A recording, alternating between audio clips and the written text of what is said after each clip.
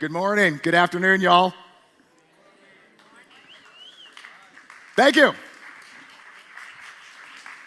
I am Chris, and I am with Google. And no, we don't listen to you, for the record. I'm here today to talk about responsible AI. But I want to start with where our company started, a question. How do we make the world's information universally accessible and useful?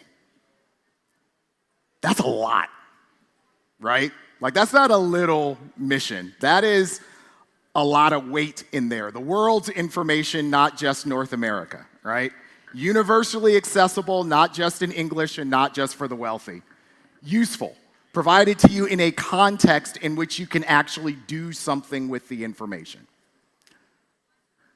To answer that question, we spent a lot of time focused in on natural language, right? How you can interact in your natural language is key to being able to make information universally accessible and useful. And that's sort of how we got into artificial intelligence. All the things, right? All the things. Two things I want to point out here, though. In 2017, we came up with a breakthrough called Transformers. Some people call Transformers the godparent of large language models. Transformers gave us the ability to really translate quickly and to use less compute capacity to do it. The other interesting one to call out up here is LaMDA.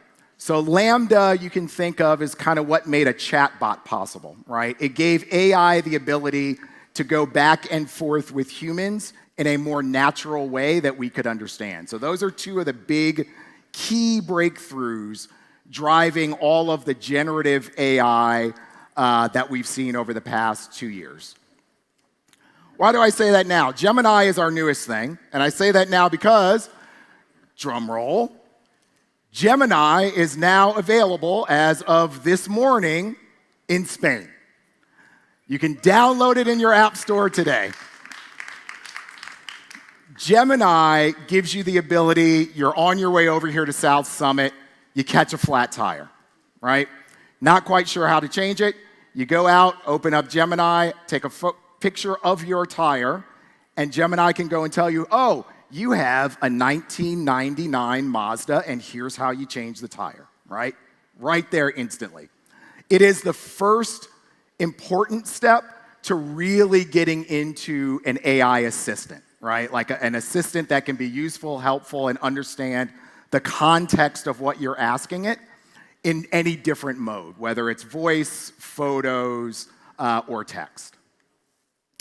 But that's like chatbots are one interesting corner of generative AI, which is one interesting corner of artificial intelligence, right? Artificial intelligence is much bigger, and the questions that we're asking ourselves now, we ask questions about our mission statement, we ask ourselves questions about artificial intelligence. One of which is, all right, so what's this stuff good for, right? Like, what will we actually do with it? It's interesting in and of itself, but it needs to have a purpose. There are purposes big and small for artificial intelligence. You've got some of the big ones up here, right?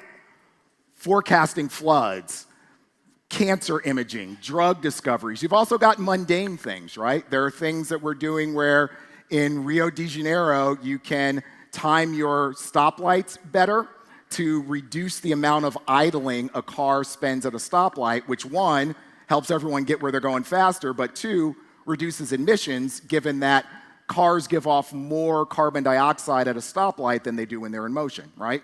Mundane, but AI can do that, right? Interesting, good use cases.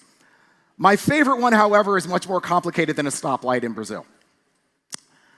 Proteins are the building blocks of our bodies, right? They dictate our biology, keep us healthy, or can be the cause of some of our ailments like Parkinson's disease. To understand how a protein works, you have to understand how it folds. It will collapse on itself, and its shape gives it function. It takes researchers months to fold one protein. and there are over 200 million relevant proteins within our bodies. AlphaFold, a project by Google DeepMind, folded 200 million proteins in several weeks. It would have taken 400 million years for a researcher to do that.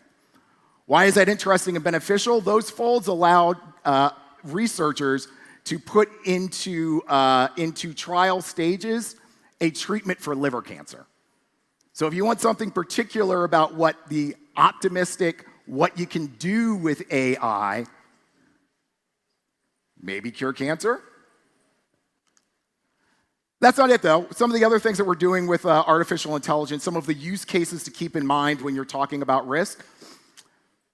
Climate change, while we all fight to control it, is a reality right now. It results in flooding, wildfires, etc.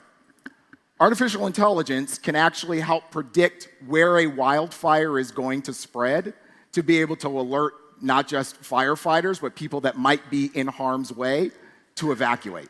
This is another Google product that we make available, and it's on maps, right? So you just go on your map, you search for a wildfire, and it can tell you how a wildfire near you might be spreading. All goodness and light, right? But I'm not just talking about all the opportunities. I want to make sure we're talking about the risks too, right? There are challenges that AI presents. AI is essentially a tool, and how you use the tool matters. You can use it responsibly and try and cure cancer and forecast wildfires and make traffic go faster in Rio, or you can use it irresponsibly and spread misinformation or create further bias in our systems. How do you not do that, right? How do you do the good bits but mitigate the bad bits? One of the ones that's particularly relevant, given that Europe is going into elections and given that over half the world's population is voting this year, relates to misinformation, right? I saw a photo. I don't know if that photo is real, not quite sure, can't tell. Maybe it was generated by artificial intelligence, by someone that wants me to vote a particular way, right? That's a legitimate risk. One of the things that we're trying to do is be more transparent about where an image came from, right? So in our images, we have what we call about this image. Click on an image, click on the three dots, and you can go and see how long that image has been indexed. So the example here is a moon landing that looks like they're trying to say the moon landing in the 60s was faked, right? We at Google did not see that anywhere on the web until 2023. So probably this is an artificial photo, not legit, right? But by being transparent about when we've seen it, where we've seen it, did we see it on social media, did we see it in a newspaper, it helps you decide whether or not that piece of information is legitimate or if it's a bit of misinformation. Another cool thing we're doing is called Synth ID, which buries a watermark in the actual photo if it is an artificially generated photo. And you can't get rid of it, right? You can't compress it, you can't put layers on it to make it go away. The watermark will always sit there. So we can go back and validate, yeah, that's a real image, no, that's a fake image.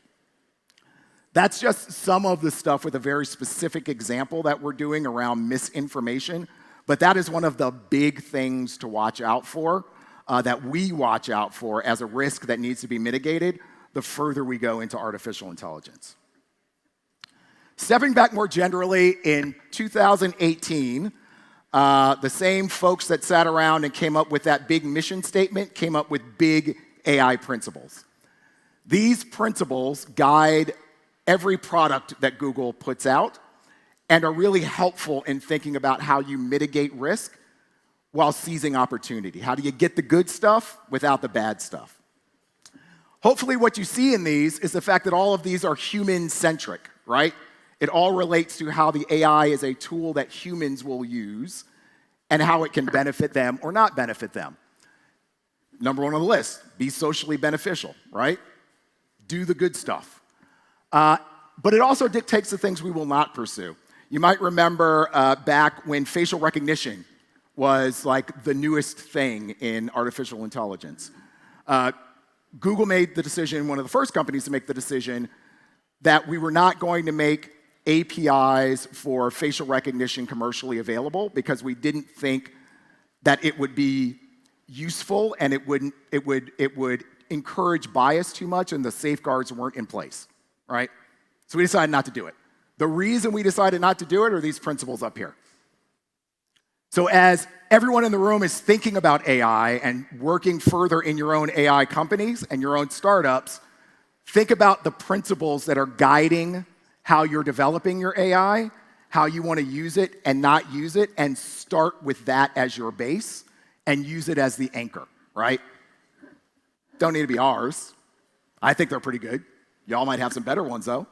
But use that as the anchor to make sure you're mitigating the risk that comes with artificial intelligence. That's kind of the world of the possible now. One of the cool things about AI, I feel like I'm not giving this side of the room enough love. Sorry, I'm going to walk a little bit. One of the things you got to think about as well, what's next, right? So the third question I always get, first question is, what is this good for? Second question, how do you stop the bad stuff? Third question, what's next for artificial intelligence? I would actually argue that's not even the right question. The real question is, what do you want to achieve? What does humanity want to achieve next? And how can artificial intelligence be a tool to achieve it, right? That's the framework. You start off with, what good do you want to do? What do you want to achieve? And then you work backwards into, okay, now what risks does that entail so I can mitigate against them? With that, I encourage everyone here involved in artificial intelligence to think both bold and responsibly when you're building AI. Find me, find our Googlers. We are very, very happy to talk further about risk mitigation and or opportunities, how we can vibe with each other and make this like a real interactive thing, not a stuffy stage speech. Thanks, everyone. Have a good afternoon.